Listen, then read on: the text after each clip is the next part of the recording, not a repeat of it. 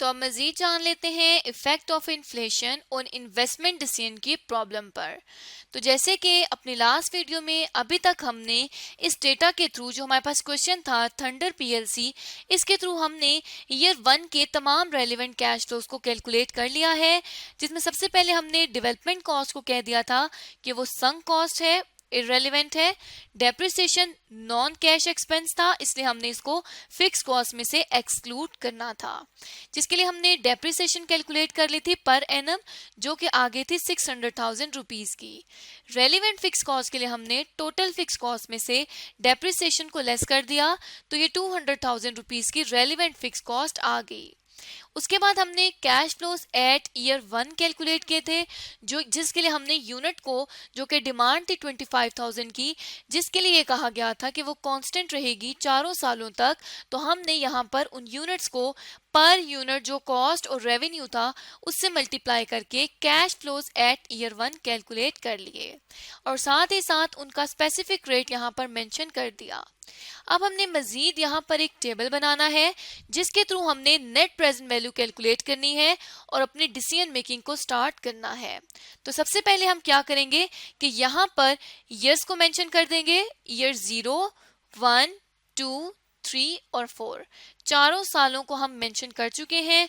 Rupees हम thousands में लिखेंगे और सबसे पहले जो हमारे पास एलिमेंट आ जाएगा वो आ जाएगा कैपिटल का। और अगर हम क्वेश्चन में आए तो क्वेश्चन में ये कहा जाता है कि जो कैपिटल है वो है 2.4 मिलियन रुपीस का, क्योंकि बेसिकली हमने ये देखना है कि क्या ये जो न्यू मशीनरी है ये आगे फर्दर चलेगी या नहीं चलेगी, कि कंपनी को प्रोडक्शन करनी चाहिए या नहीं करनी चाहिए, और उस प्रोडक्शन का ये जो मशीनरी है इसकी एनपीवी कैलकुलेट करने से पता चलेगा कि क्या कंपनी को वो प्रोडक्शन करनी चाहिए या प्रोडक्शन नहीं करनी चाहिए। तो मशीनरी की जो कॉस्ट है वो है 2.4 मिलियन रुपीस, और ये कॉस्ट क्योंकि स्पेसिफिक है इस प्रोजेक्ट से, इसलिए हम इसको यहाँ पर कैपिटल डील करेंगे और 400 को मेंशन कर देंगे ईयर 0 में, क्योंकि ये जो कॉस्ट है ये ईयर 0 में इनकर होगी। उसके बाद ये कैपिटल लगाने से, इस मशीनरी को खरीदने से कंपनी के पास जो रेवेन्यू आना है उसको हमने यहाँ पर मेंशन कर देना है। तो अब ये जो रेवेन्यू है ये स्पेसिफिकली हम क्वेश्चन में देखें तो हमें अवेलेबल नहीं है। हमने ये रेवेन्यू यहाँ पर कुछ वर्किंग्स करके कैलकुलेट किया था, जिसमें ईयर 1 पे रेवेन्यू आ रहा था 2 मिलियन रुपीस का, मतलब हम इसको राउंड ऑफ करें तो ये 2,000 रुपीस का रेवेन्यू बनता है ईयर 1 पे। अब ईयर 0 पे कोई भी रेवेन्यू नहीं है, क्योंकि ईयर 0 पे हमने कैपिटल को इन्वेस्ट किया है, उसके थ्रू ईयर 1 में रेवेन्यू आ जाएगा 2,000 रुपीस का। और अगर देखें तो इसका जो स्पेसिफिक रेट है वो है 5%। तो हमने क्या करना है कि रेवेन्यू को हर साल में 5% ग्रो कर देना है। अब अगर 5% को हम डिवाइड कर दें 100 से तो ये 0.05 आ जाएगा। तो हमने जो परसेंटेज है उसको पॉइंट्स में कन्वर्ट कर दिया है। अब हम क्या करेंगे कि 2000 को मल्टीप्लाई कर देंगे 0.05 से। सॉरी, जब भी हमने इन्फ्लेशन को कैलकुलेट करना है तो इन्फ्लेशन के लिए बेसिकली हम क्या करते हैं, 1 में प्लस कर देते हैं हम इन्फ्लेशन का रेट। तो अगर इन्फ्लेशन को देखा जाए तो इन्फ्लेशन हमारे पास 0.05 बन रही थी, तो ये 1 को ऐड कर दे, 1 में ऐड कर देंगे 0.05, तो ये 1.05 आ जाएगा इन्फ्लेशन, हमारे पास इन्फ्लेशन का फैक्टर। तो हमने ये फैक्टर कैलकुलेट करना सीख लिया है। अब हमने इस 2000 पे इस 1.05 के फैक्टर को अप्लाई करना है और ये हमारे पास आ जाएगा 2100 का रेवेन्यू दूसरे साल के लिए। अब ये जो दूसरे साल का रेवेन्यू है इसको हमने मजीद 5% नेक्स्ट ईयर पर ग्रो करना है। तो इसके लिए भी हम इसको 1.05 से मल्टीप्लाई कर देंगे, तो ये आ जाएगा 2205,000 रुपीज रेवेन्यू ईयर 3 का। इसी तरह से ईयर 3 के रेवेन्यू को भी हम इंक्रीज कर देंगे, तो वो आ जाएगा 2315,000 रुपीज। इसको हम यहाँ पर राउंड ऑफ करके 2315,000 रुपीज को हमने यहाँ पर मेंशन कर दिया है ईयर 4 का रेवेन्यू। तो हर साल में हमने देखा कि हमने रेवेन्यू को ग्रो कर दिया है। अब इसका एक और तरीके से हम इसको कैलकुलेट कर सकते हैं। वो क्या तरीका है कि 1.05 को हम रेज टू पावर करते जाएंगे और हमारे पास इन्फ्लेशन का फैक्टर बनता जाएगा। अब 1.05 रेज टू पावर 1 करेंगे तो ये 1 ईयर के लिए आ जाएगा जो कि 1.05 आ जाएगा। ये हम यहाँ पर देख सकते हैं कि यहाँ पे भी हमने 1.05 ही कैलकुलेट किया था। अब दूसरे साल के लिए हम क्या करेंगे कि इसी तरह से 1.05 को रेज टू पावर 2 कर देंगे तो ये हमारे पास फैक्टर चेंज हो जाएगा। अब इस फैक्टर को, अब ये जो न्यू फैक्टर आया है इसको हमने 2000 पे अप्लाई करना है, तब हमारे पास यहाँ दूसरे साल के लिए इन्फ्लेशन आ जाएगी। तो क्योंकि इन्फ्लेशन को ग्रो करने का ये फर्स्ट ईयर है इसलिए हम उस पर ये फैक्टर अप्लाई करेंगे। सेकेंड ईयर हमारे पास ईयर 3 वाला बनता है इसलिए ये वाला इन्फ्लेशन रेट अप्लाई करेंगे। इसी तरह से 1.05 रेज टू पावर 3 करके हम फोर्थ ईयर के लिए कैलकुलेट करेंगे। और अगर हम यहाँ पर देखें तो अब ये जो इन्फ्लेशन रेट है इसको हम 2000 से ही मल्टीप्लाई करेंगे तो 2315,000 रुपीज आ जाएगा। ये किस तरह से कि अगर हम इन्फ्लेशन फैक्टर को प्रॉपरली यूज करते हैं तो जो हमने इनिशियल हमारे पास फिगर थी उसको लेकर चलना है, लेकिन क्योंकि हम हर साल को डिफरेंटली, हर साल के रेवेन्यू को 5% पर ग्रो कर रहे हैं तो इसलिए हमें ये वाला फैक्टर लगाने की जरूरत नहीं है, वरना हम इसको दोनों तरीके से कैलकुलेट कर सकते हैं। अब ये तो हमने कैलकुलेट कर लिया है रेवेन्यू। रेवेन्यू में से हमने क्या करना है, रेवेन्यू में से उसी तरह से हमने लेस कर देनी है तमाम कॉस्ट। तो अगर कॉस्ट की तरफ आए तो सबसे पहले आती है डायरेक्ट मटेरियल की कॉस्ट जो कि 200,000 रुपीज आ रही है और उस पर इन्फ्लेशन रेट है 4% का। तो यहाँ पे हम 200 लिख देंगे, 3 zeros को हमने राउंड ऑफ कर दिया। उसी तरह से हम क्या करेंगे 1.05 को मल्टीप्लाई कर देंगे 200 से तो ये आ जाएगा 210। सॉरी, यहाँ पे 1.05 नहीं बल्कि क्योंकि इन्फ्लेशन रेट जो है वो 4% है इसलिए 1.04 को हम मल्टीप्लाई कर देंगे 200 से तो वो हमारे पास 208,000 रुपीज आ जाएंगे डायरेक्ट मटेरियल के।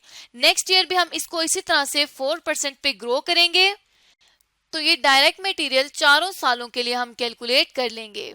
इसी तरह से डायरेक्ट लेबर पे आएंगे तो डायरेक्ट लेबर जो है वो 300 की हमें अवेलेबल है, 300,000 की, और उसके ऊपर 10% का इन्फ्लेशन का रेट लगेगा। तो हमने क्या करना है कि 10% के इन्फ्लेशन रेट को अप्लाई कर देना है 300,000 पर तो ये 330 आ जाएगा और इसको हमने एज इट इज ग्रो कर देना है।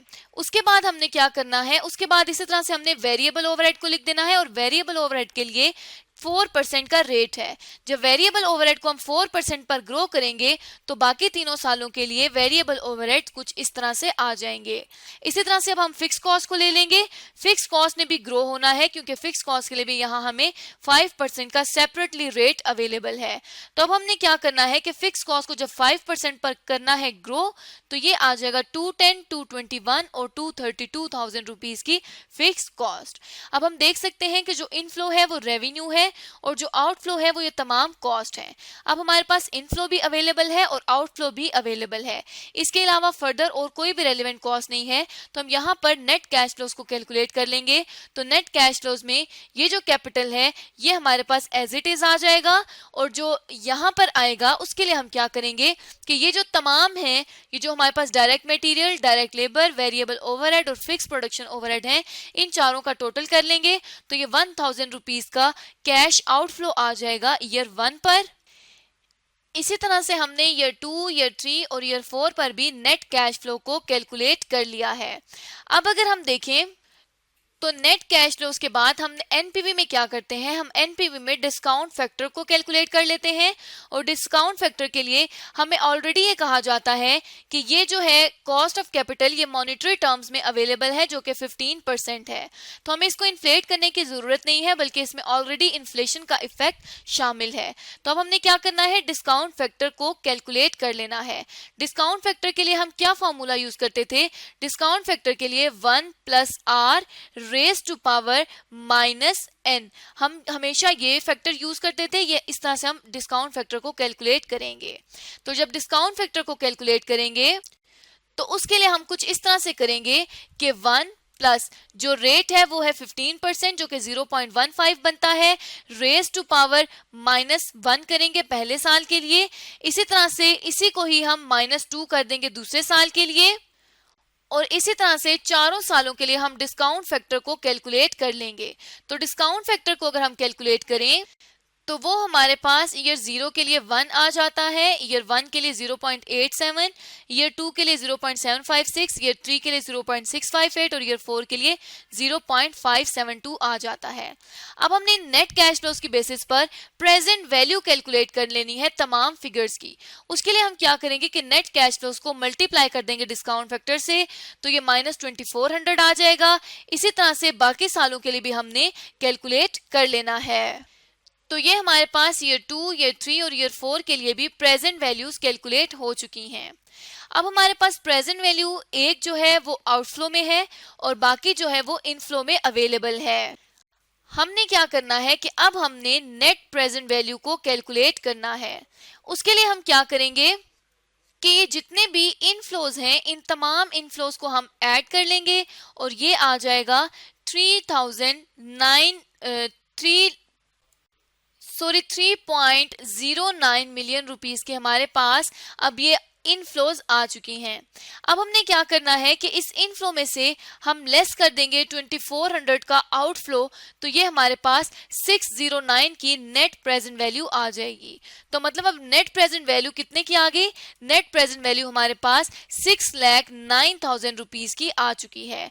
और ये जो नेट प्रेजेंट वैल्यू है ये पॉजिटिव फिगर शो कर रही है। इसका ये मतलब हुआ कि महंगाई होने के बावजूद, इन्फ्लेशन का स्पेसिफिक रेट डालने के बावजूद, स्पेसिफिकली तमाम आइटम्स को इंक्रीज, उनकी प्राइसेस को, उनकी कॉस्ट को इंक्रीज करने के बावजूद भी अभी तक still company present value positive earn कर रही है। इसका ये मतलब हुआ कि जब भी नेट प्रेजेंट वैल्यू पॉजिटिव होगी कंपनी उस प्रोजेक्ट को फिजिबल कहेगी, क्योंकि इन फ्यूचर वो कंपनी को पॉजिटिव वैल्यू देगा। और अगर फ्यूचर से आने वाले कैश फ्लोज की आज की वैल्यू पॉजिटिव में है, नेट प्रेजेंट वैल्यू पॉजिटिव में है, तो कंपनी उस प्रोजेक्ट को एक्सेप्ट करेगी, क्योंकि एनपीवी का यही रूल है कि अगर कोई सिंगल प्रोजेक्ट अवेलेबल है और उसकी नेट प्रेजेंट वैल्यू पॉजिटिव आती है तो हम उस प्रोजेक्ट को एक्सेप्ट करते हैं, और अगर एनपीवी नेगेटिव आती है तो उस प्रोजेक्ट को रिजेक्ट किया जाता है। तो क्योंकि यहाँ पे एनपीवी पॉजिटिव आई है तो थंडर कंपनी अपने लाइटनिंग के प्रोजेक्ट को कंटिन्यू रखेगी। हमारा यहाँ पर यही डिसीजन है। तो इस तरह से आज की इस वीडियो में हमने जान लिया कि कोई भी ऑर्गेनाइजेशन इन्फ्लेशन के इफेक्ट को लेते हुए इन्वेस्टमेंट डिसीजन किस तरह से ले सकती है, और हमने थंडर कंपनी के लिए इन्वेस्टमेंट डिसीजन लिया और हमने ये कहा कि थंडर कंपनी अपने लाइटनिंग के प्रोजेक्ट को मजीद आगे कंटिन्यू करेगी न्यू मशीनरी खरीदने के बावजूद भी।